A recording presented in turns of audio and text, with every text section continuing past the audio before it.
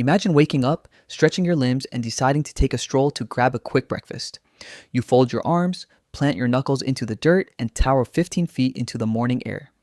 You aren't looking for a breakfast sandwich. You are looking for a baby Tyrannosaurus rex. You are a flying, warm-blooded, flesh-eating spear the size of a giraffe, and the late Cretaceous period is your all-you-can-eat buffet.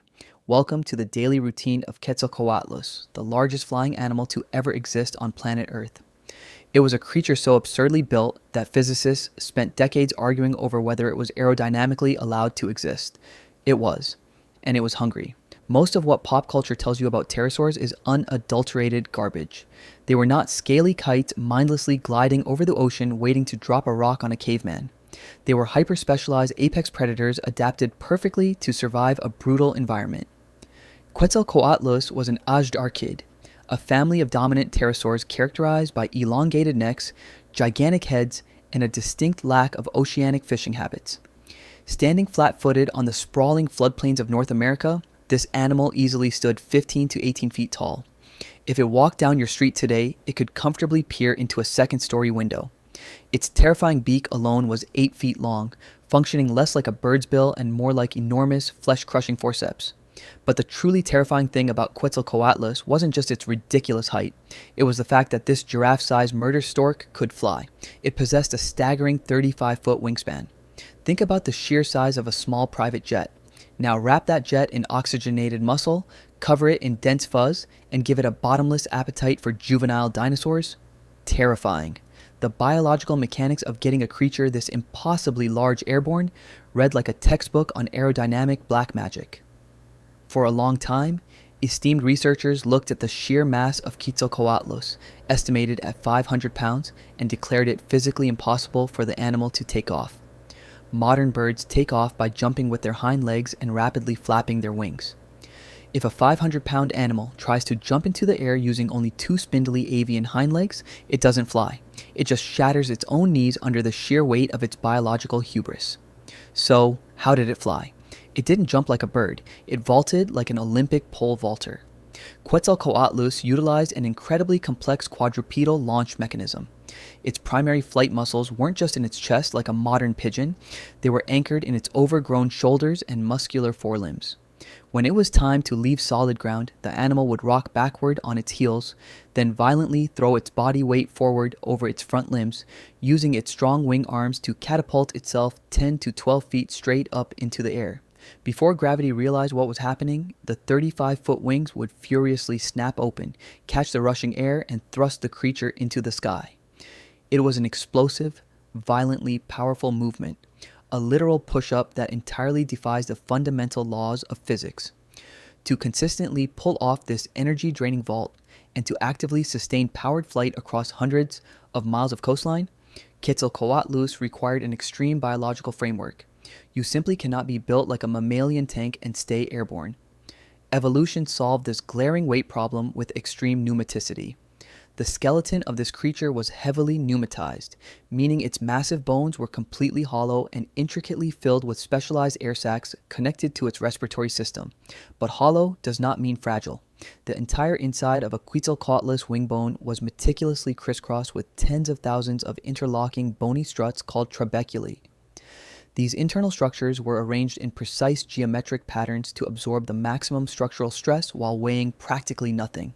It was the prehistoric biological equivalent of a modern carbon fiber racing chassis, stronger than steel at a mere fraction of the weight.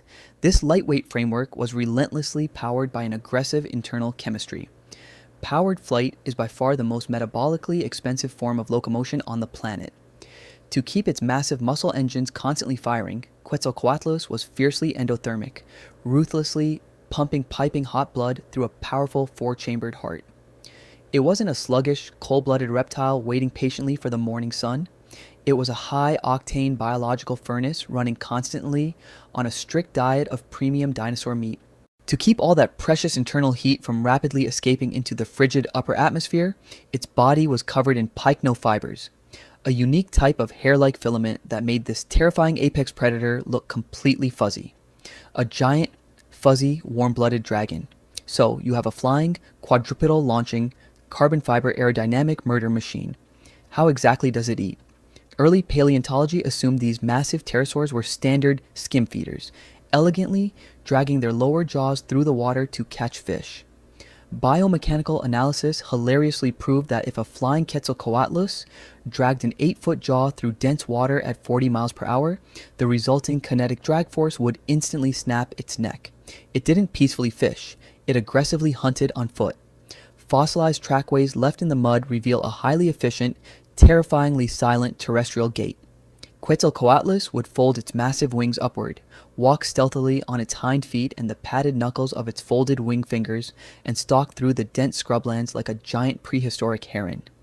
It possessed a highly flexible, heavily muscled neck, acting as a devastating spring-loaded strike mechanism. It didn't chew its food, it didn't even have teeth. It roamed the plains, scanning the broken ground with sharp binocular vision.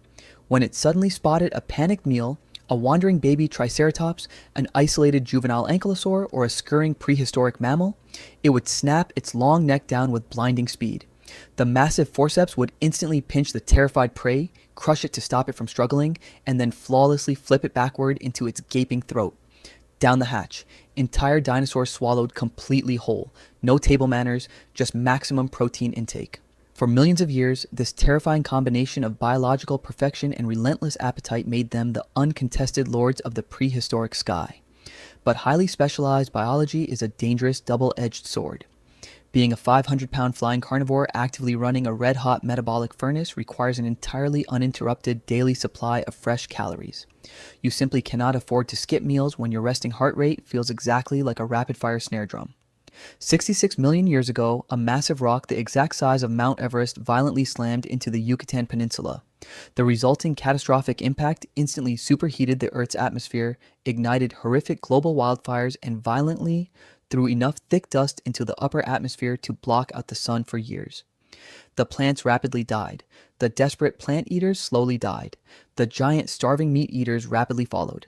For a creature exactly like Quetzalcoatlus, desperately requiring massive pounds of fresh meat daily just to keep its internal engine running, the collapse of the global food web was an absolute death sentence. The quadrupedal vault could still powerfully launch them into the ash-choked sky, but there was nowhere left to fly and absolutely nothing left to eat.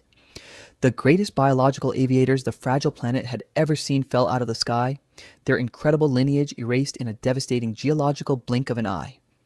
Today, all we are left with are their massive, hollow bones, quietly resting in the cold dirt, serving as a haunting reminder of the terrifying time when 15-foot giants casually strolled the earth looking for a dinosaur to swallow whole.